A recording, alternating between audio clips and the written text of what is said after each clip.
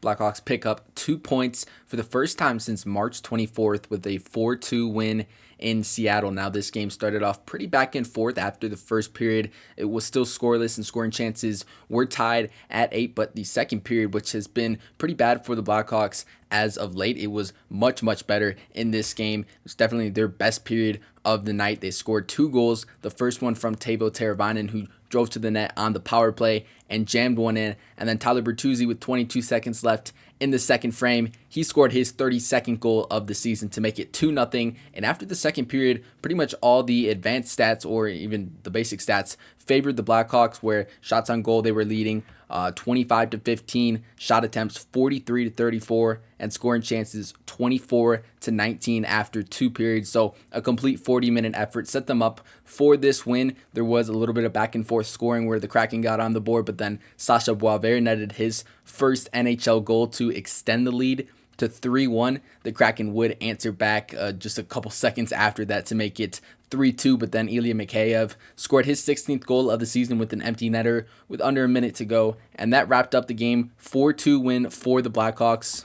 I've got to highlight Sasha Boisvert's first NHL goal a little bit more in this one because it was a really, really pretty play to extend the lead at that point by the Blackhawks, where Slaggert picked up the puck in the O-zone. He went across the slot to Kevin Korchinski, who kind of one-touched it to Boisvert, who was right in the slot, and he just one-timed it home through 5-hole on Grubauer, and it was just a really pretty play. I love the one-touch pass by Korchinski, who, again, I thought had a really, really strong game for the 4th game in a row up on this stint for Kevin Korchinski. I think I've came away from the game thinking he's played really, really well. It's a huge positive sign. I've been a lot more optimistic on Korchinski after watching him this past week or two, and I thought he had another really nice showing in this one.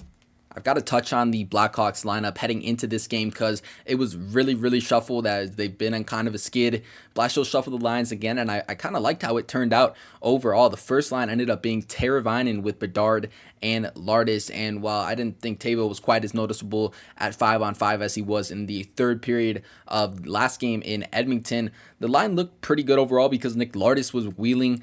I wouldn't be surprised if he set a new season high speed in this game because he was wheeling around the ice. He had multiple chances of really good chances in this game. He had one-timer that was open. He got a good shot off. It required a tricky save from Grubauer, and then he had another one just a couple minutes after that one-timer in the first period where Bedard gave him kind of a backhand perfect pass right on the tape. He got in a quick break, one-on-one look with the goaltender. Wasn't able to convert on that one, but he was really moving well in this game. So was Connor Bedard. He set up Lardis with that one chance I just referenced. He set up Teravainen with a couple chances throughout the course of this game. So I did like Teuvo up on that first line. He's still trying to get his swagger back as he's been struggling pretty roughly over the past month or so, but he had a good third period last game where he was up playing on the first line, and then he looked good again playing on the first line, at least solid at 5-on-5 in this one, and he also scored that power play goal to open the scoring in this game. It did bump a couple guys down the lineup. Ryan Green moved to the third line as Teravainen took his spot. So the third line was Donato, Nazar, and Green. I thought that Donato's played pretty well with Nazar overall, and you bump Green on that line. I wouldn't say they were too noticeable in this game, but I do kind of like the makeup of that line moving forward.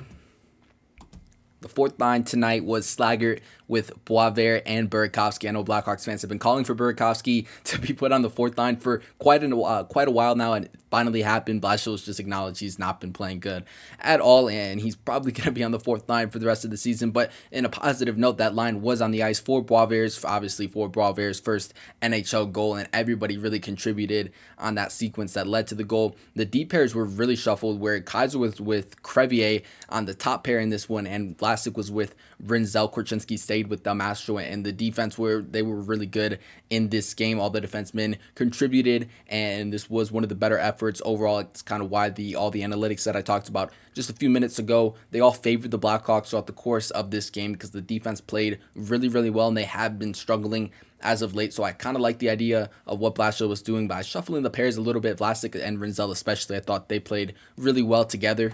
Even though the Blackhawks won this game, their standings and draft lottery position is not affected since the Flames and Rangers also won earlier today. So the Blackhawks sit with 70 points in 77 games, the Flames 72 points in 76 games, and the Rangers 73 points in 77 games. That's how things stand. Just a couple more games to go. We're really getting here down the stretch of the season, and the Blackhawks still hold the second best draft lottery odds as of right now. Again, it's just something I'm going to keep monitoring here through the rest of this season, just the last 2 weeks. Blackhawks next game will come Monday night in San Jose. Those are always fun games versus the Sharks. I'll be back to my normal setup, have clips up over on Twitter at Blackhawks Focus, and I'll have a standard post-game recap video up after that one.